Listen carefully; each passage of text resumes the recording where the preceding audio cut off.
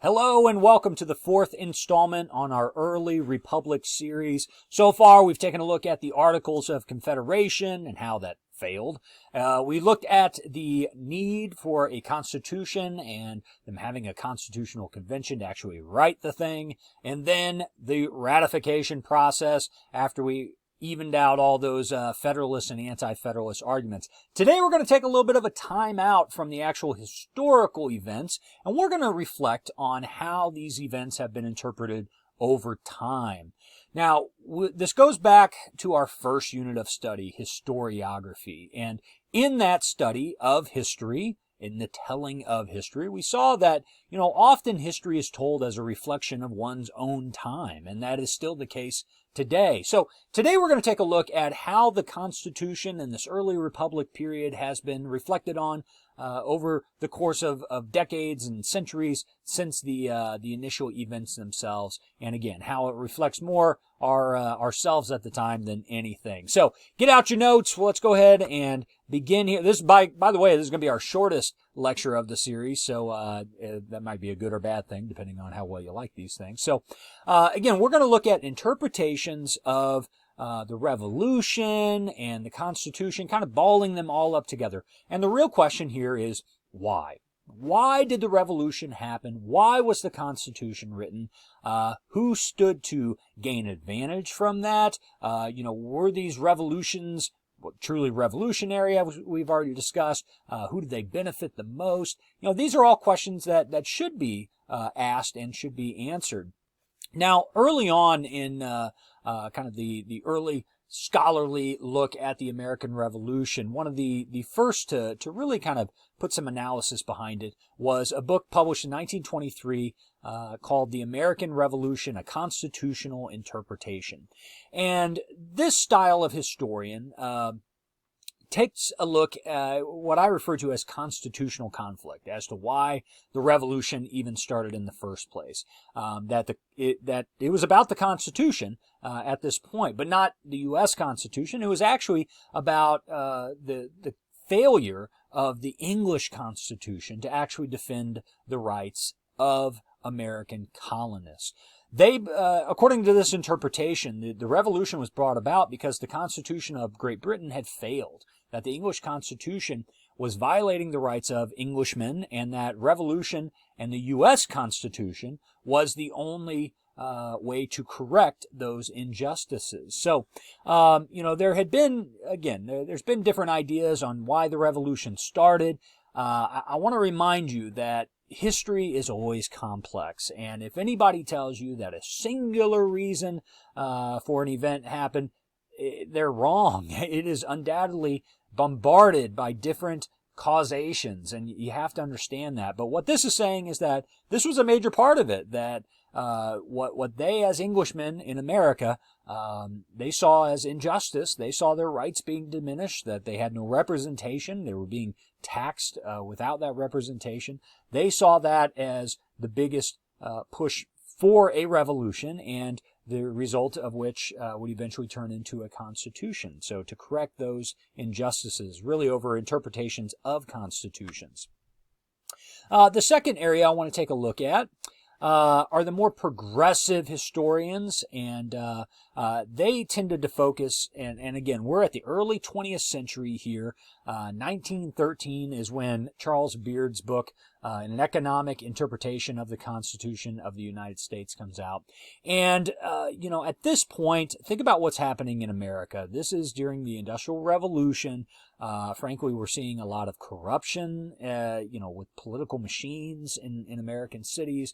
We're seeing, a lot of greed. We're seeing the wealth of the robber barons versus the wealth declining for your average citizen.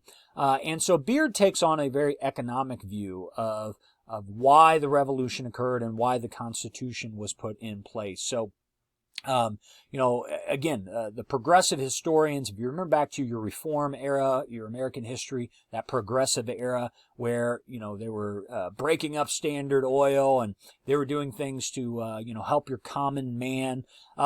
This is kind of in the vein that Beard is writing.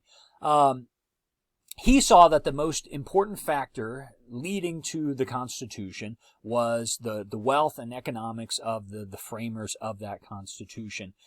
He is arguing that the main purpose, the main structure of the Constitution itself was primarily motivated by personal financial interests of the Founding Fathers. And it is very true that some of these guys were the wealthiest men in the entire country. George Washington was the wealthiest man in the entire country. He had a vast plantation. He had the largest whiskey company in the country. I mean, these guys often did have a lot of wealth, and what Beard's saying is that they put a constitution in place to protect that wealth.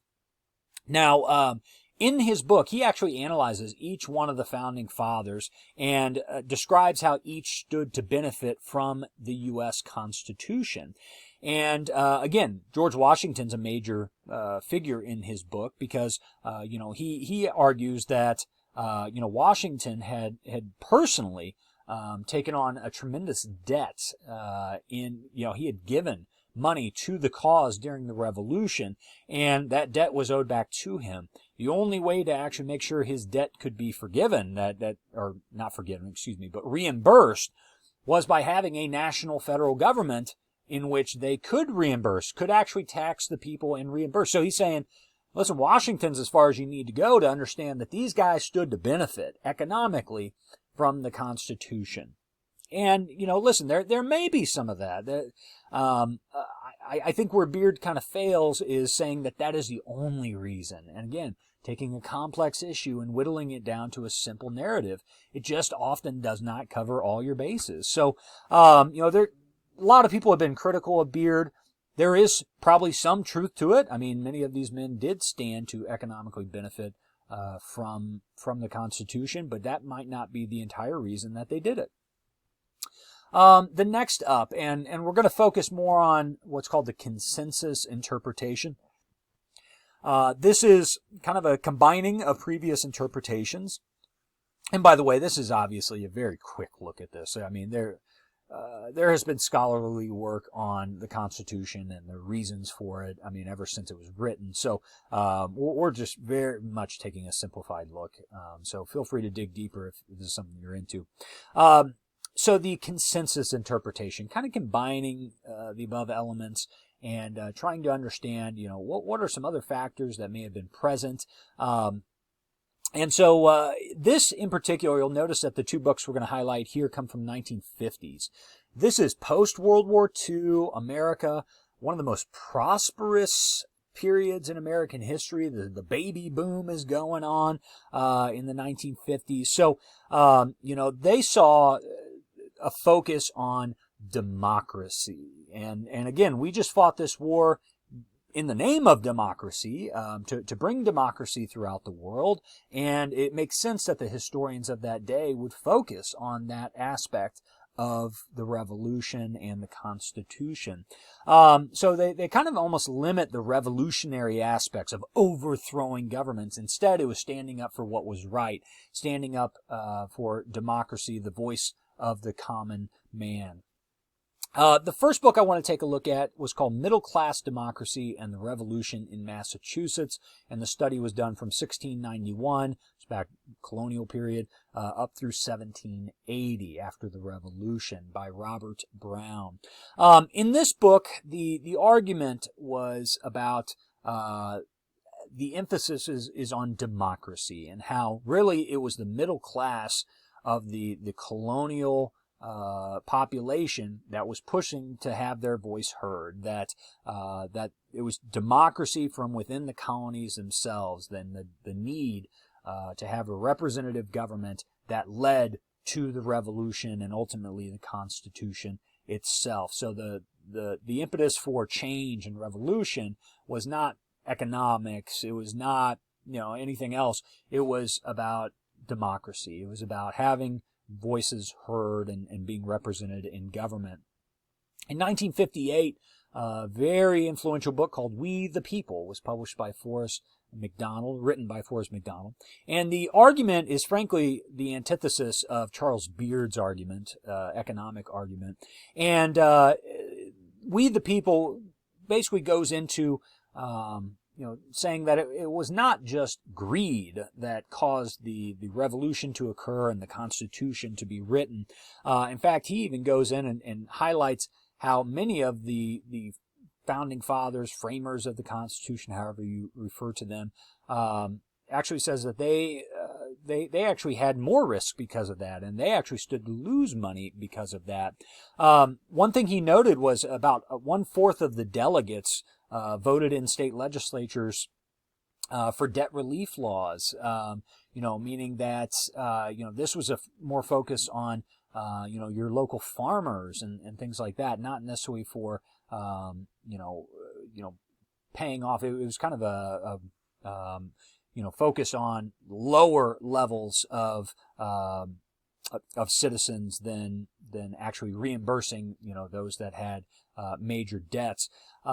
He notes that another fourth had economic interests adversely affected by the Constitution, because most of the founding fathers actually didn't have debt that needed to be reimbursed. Most of them were major property holders, and they wouldn't necessarily serve to benefit from a Constitution. And frankly, if anything, they would stand to kind of lose out by giving up more localized power to a federal government.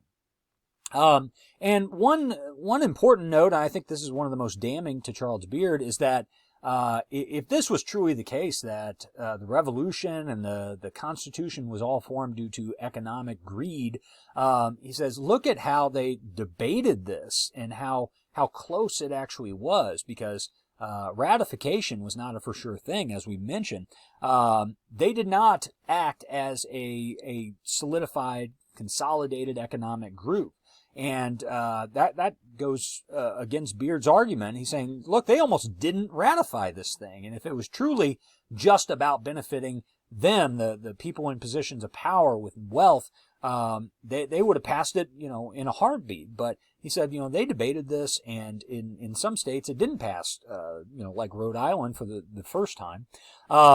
Personal debt was not something that was incurred by each state. Some states had more debt than others. He said, some states did have unanimous votes. New Jersey, Delaware, Georgia, they all voted unanimously. But, it was very obvious that different interests were held in different areas. Agrarian interests, of course, more important in the South than industrial interests. So he's saying it's not an economically cohesive group. Not everybody's in the same situation. Therefore, you cannot apply the same logic to everyone, saying that everyone benefited, these founding fathers, by this Constitution, that it didn't benefit everybody in the same way. And especially with the debt interest, some of the more northern states, Massachusetts, Pennsylvania, New York, Rhode Island, they were the only ones that actually held debt in large amounts. That it was, if the whole idea was to make sure that debt got repaid, those were the only states that had actually benefited, and that wasn't enough to actually ratify it. So he also points to the lower level. Farmers were more in support than this than you may think, that it wasn't necessarily about debt for them. So he criticizes Beard, saying, ultimately, you've created a generalization saying that this absolutely economically benefited all the founding fathers, and that's not the case. That each state was different, they had different focuses, and that there may be more idealistic causes behind it, the pushes for democracy, like Brown had suggested a few years before. So ultimately what the consensus interpretation of the Revolution and the Constitution says is that that really republicanism, the idea of pushing for a democratic republic, is what caused the Revolution and the Constitution to take place. That was more important than economics. It was actually about the freedom of the people to have a voice in their government. And I think we still retain, for the most part, that interpretation today, although sometimes you'll see the economic push made every now and then. Guys, that'll do it for this lecture, our shortest of the series. So again, you might be celebrating that. But if you have any questions or would like further reading on this topic, I'd be happy to help you out. Just shoot me an email and I'll get back to you. Thanks a lot for paying attention.